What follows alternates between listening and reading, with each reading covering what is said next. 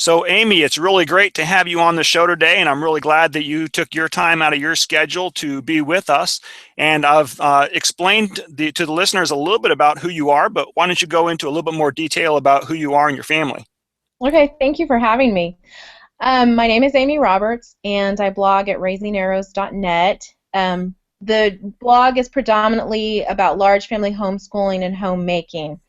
I'm the mother of nine, 8 living children. We lost a daughter in 2008 when she was 7 months old, and so I also have some resources on the blog for grieving families. Mm. And my heart is just with homeschooling. We have been homeschooling from the beginning. My son is getting ready to graduate, so he'll be the first one to graduate out of our homeschool, and I just really enjoy being able to share with other families about the ins and outs of large families and homeschooling and homemaking. Okay, excellent. Well, we're going to talk a little bit about your blog and some of the resources you have available there, but I wanted to begin just by having you talk a little bit about your homeschooling journey. What made you decide to homeschool? Well, my husband was deployed when our son was 4, and I was really uncomfortable with sending him to school with his daddy having just left the household. And he was gone for a year, and then he was actually deployed a second time right after that. So he was gone a total of 2 years back to back. And it came out of a feeling that it wasn't a good choice to send him away to school, especially where the kindergarten in our local town had all-day kindergarten that year, and so I Oh, just felt like that was the wrong choice for us. And then it kind of thing where I kept thinking, well, I can do a better job than the public school, and it eventually evolved into a ministry.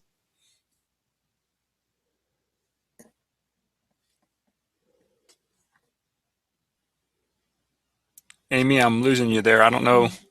Excuse Are, me? are you still on? For some reason, I wasn't able to hear you there. I don't know what happened to our connection. Okay. So if you can repeat yourself, I'll try to edit that out. Okay. What was the last thing? I heard that it decided when the kindergarten was. Okay. So our local kindergarten went to all-day kindergarten that year as well, and I just was uncomfortable sending him the entire day away from home.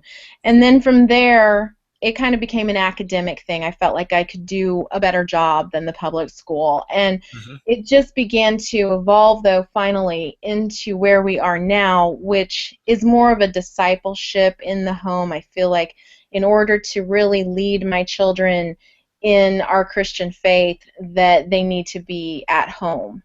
Okay, so it was kind of a process to where you got to where you are now, but it was originally because your husband was deployed. Uh, thank him for the service. He's out now, or is he still in service? He is back in again after 8 years of being out. He is going to officer candidate school as a reservist. Okay, very good. Well, appreciate his service. Mhm. What would you say has been the biggest challenge that you have faced in your homeschooling? Oh, right now it is definitely the fact that I have so many ages and stages in the Mm-hmm. homeschool classroom. I have a junior in high school all the way down to a kindergartner, and then I have little toddlers and a newborn as well. And so there's all these ages and stages that I'm not like a public school teacher who is teaching one subject or one class. You know, I've got all these different ages. Right. So how have you solved that? Or have you? It's an ongoing process. I did realize several years ago I needed to start with the youngest and work my way up. I also realized my older children needed to be as independent as possible. And Right. so my junior high and high school students are very independent. And then I Mhm. start with my youngest, kindergarten age, and I do all of his school, and then I move on to the next stage and the next stage and just work my way up like Mhm. that. Okay. That sounds pretty organized and systematic, which is probably what you need with that many kids. So, tell me a story of or a situation that you have experienced in your home that has been a success story due to your homeschooling, something you've been able to do, or something your kids have been able to achieve, or something like that because you've homeschooled that you wouldn't be able to do otherwise. Could you repeat that question? I actually lost connection there for a second, or I didn't hear you. Yeah, I'm sorry.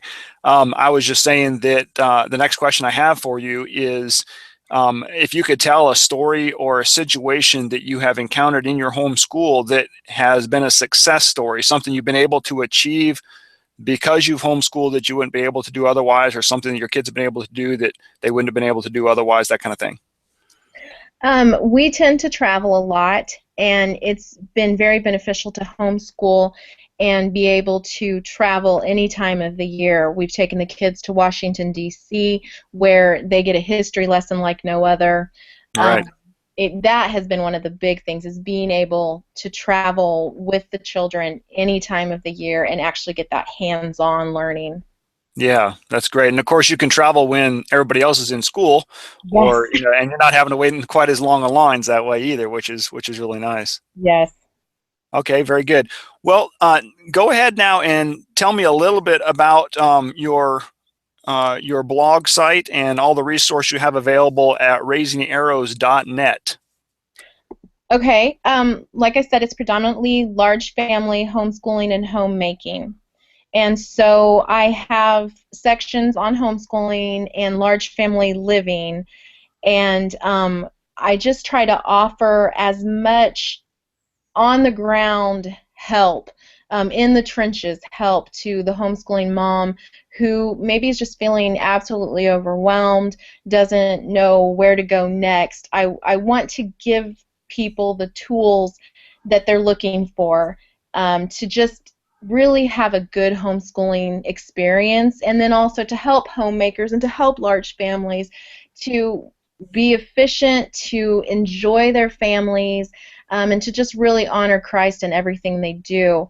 I also have a section, as I mentioned earlier, for the grieving mother, and it is really just a place where I grieved, and I have a lot of posts there that talk about the process of grieving and Mm, where I am now, and maybe some things that would help others to understand what it's like to be a grieving parent, and so that they can better help people that they know who are grieving the loss of a child. right. So your blog sounds like it's just an extension of you, really, isn't it? It really is. It really is. Well, that's great. And I noticed on there you had mentioned the resources that are available there. Let me first ask you this though: what really motivated you to start your blog? I had been writing for a church newsletter, and we moved away from that city, and I really had nothing to do that involved creatively writing. I really enjoy writing. It's an outlet for me. Hmm. And blogging had just come into vogue. People were just starting blogging. This was clear back in the end of 2006, and or 2005, I'm sorry. And so I'm a blogging dinosaur. I have been doing Yeah, really. I've been doing this a long time, and so it was really just an extension of that writing I had been doing. But I started writing about homeschooling and homemaking, and I ended up with people actually reading it, which was really neat. And it just grew from there into what it is now. Okay, well that's great. And I noticed on your website that you have, different sections, obviously, and you've got a great deal of links to some resources. And there's a really good section on getting started. And of Hmm. course, this is for the people who have not been to your website. I'm kind of giving them a little introduction here. And then you have a great section on getting organized. And you want to just give a couple of tips on how you manage to homeschool with such a large family. And then we'll get into actually your book and what's covered in your book. Okay. Um, as far as homeschooling with a large family, I'm very thankful that they have come one at a time, and I have added them to the homeschool one at a time. I don't know that I could have brought them all home from like public school or Christian school all at one time. That would have been very difficult, and I'm not really able to speak to that on the website. So I do talk more to the person who is starting from the beginning. Right. Um, I have a lot of things color coded, and we do a lot of color coding in the family. And like I said, I start from the youngers and I move on up to the older kids. I try to get them independent. I try to do homeschooling during hours when maybe the toddlers are taking a nap or Hmm. something like that. As a large family, you kind of learn to tweak things to fit you. So like all the curriculum out there, is typically written for a smaller family, but Right. we've learned to tweak things to make it large family friendly. And so I try to share that as well on the blog because I want people to know that they really can make homeschooling fit their lifestyle and fit their family size and, and have it be a very wonderful experience. Yeah, absolutely. Do you have some of your older kids helping some of the younger ones? I do sometimes. I try to be very cognizant of the fact that they are my children and not my older children's children. Right. Yeah. Um, I don't want that to ever be an issue that they have had to somehow raise the younger children. But they do things with them, and a lot of times they will set up projects for them, or they'll read to them, or they'll listen to them read, and that's always a great thing, to involve the whole family in. Right. You've heard the saying before that there's a reason why the oldest children are always the more advanced. Because they're the only ones actually raised by parents. The rest are raised by siblings. So I don't want to go there's that route. unfortunately there's a lot of truth to that, especially. So I'm glad that you are trying to continue to impart your education and your training to your younger ones rather than having the siblings do it. Although there's nothing wrong with them helping out once in a while. So. Right, right. So you have just recently launched a book called Large Family Homeschooling. Why don't you tell the audience about that? Again, this is really where my heart is, and I want to help other people, other large families or families that are growing. It's really not just for the large family. It really has a lot in there that is good for any size of family. But the Well, book, obviously, if you can do it in a large family, you can do it in a small family. So there's yes, certainly the principles certainly are able to be applied to all. absolutely. So it has everything from tweaking curriculum, like I said, to homeschooling with a newborn, homeschooling with toddlers, because that tends to be a situation that large families have. Hmm. They're homeschooling older children, and they're also having to deal with little children underfoot or even newborns. So that whole age and stage thing again.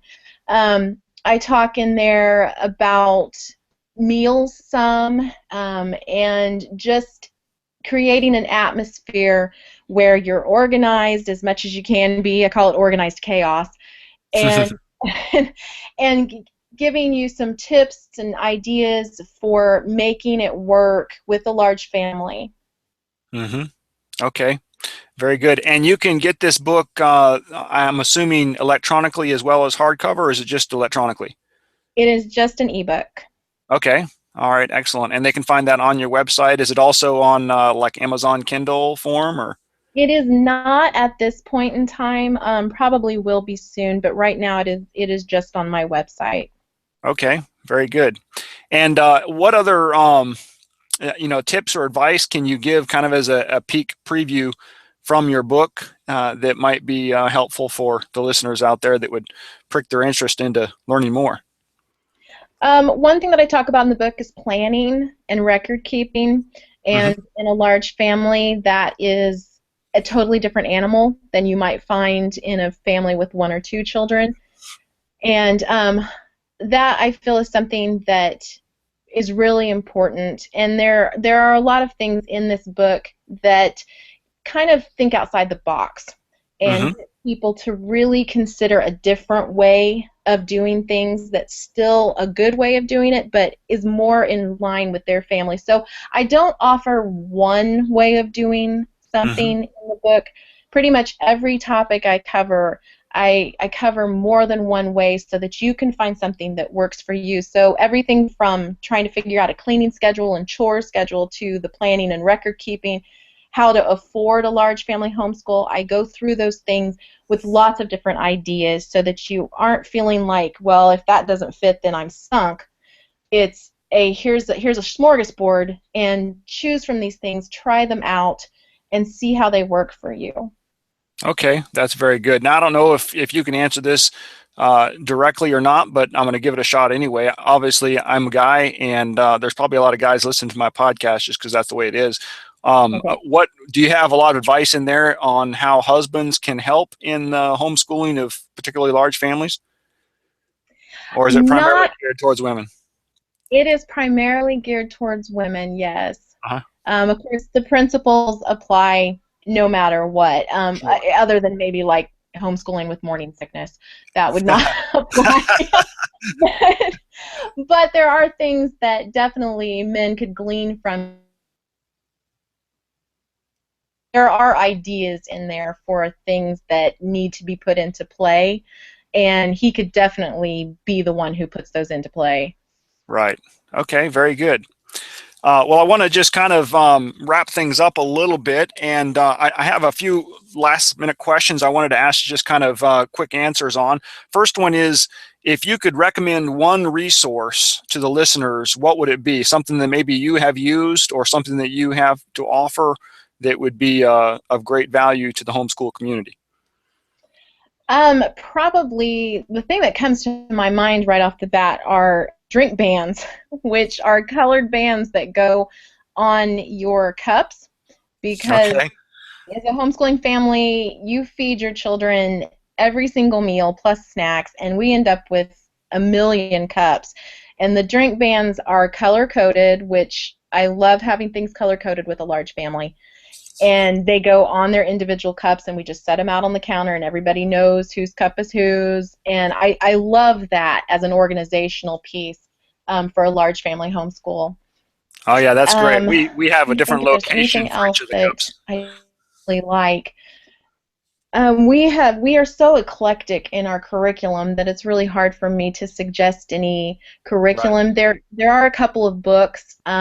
Assumptions by Christian Overman is a really great book, and Upgrade by Kevin Swan. Assumptions and upgrade. Okay. Of thinking outside the box, that kind of homeschooling, and I just really enjoyed that book. Okay. All right, very good. And what is it that you're really excited about right now? It could be something going on in your family or something in the homeschool community or something in homeschooling at large, something like that. What are you really excited about right now about the future? Um, for our homeschool personally, I am really exploring the Charlotte Mason world. Hmm. It's a little difficult to implement as a large family, but I'm excited about some of the things I'm seeing where you can make it more large family friendly. And Hmm. I'm really looking into some of that, and I hope to be blogging more about that. Um, I also am just really excited about my son getting ready to graduate. He's actually going to take this next year and do concurrent classes with a local college here. Oh yeah, And excellent. that's really a neat thing for our family personally. Hmm. Yeah, it's always nice when you can graduate one and say, ah, one's done. That's fantastic. All right, so what is one piece of advice that you would pass on to the homeschooling community if you'd want them to take one thing away from our conversation today? What would it be? I would really encourage homeschooling families to be family first, be Hmm. mom first, be dad first. It's so important that we don't lose sight of that mothering and fathering and parenting that we do because we've become a school teacher. Hmm. I think so often homeschool moms and dads suddenly become this school teacher, this schoolmaster who is stressed out about the academics, they're stressed out about where their child is in scope and sequence, and they forget to just sit down and hold their child on their lap and read to them and enjoy this journey. And so that would be the one thing that I would really encourage people is be mom, be dad, be a family. Well, that is great advice. Okay. And if someone wants to find out more about you or get over to your blog, how's the best way for them to do that? I lost you again. Oh, I'm sorry. I was just saying, how's the best way for people to contact you if they want to get in touch with you or learn more about you or find out what you have available, that kind of thing? How is the best way for them to do that? My blog, raisingarrows.net, and then you can also email me at amy@raisingarrows.net. Okay. And I believe you have a Facebook page too. Twitter, excuse me? I'm sorry. And I believe you have a Facebook page too. Yes, yes, it's Raising Arrows. Okay. And Pinterest is Amy Arrows. Um, Okay. and so, yeah, and I also have Instagram where I kind of just show our day there, and that's Amy Arrows as well. Okay. Excellent. So you've got all the social media covered there. That's great. So they can contact you all different kinds of ways. Yes. Well, that's fantastic. Any last minute words of advice or comment that you'd like to mention? No, just other than just enjoy the journey. Okay, very good. Well, Amy, thank you so much for your time and for your service to the homeschooling community and for your service to my listeners and for being on the podcast today. We really appreciate it. Thank you so much for having me. Thank you.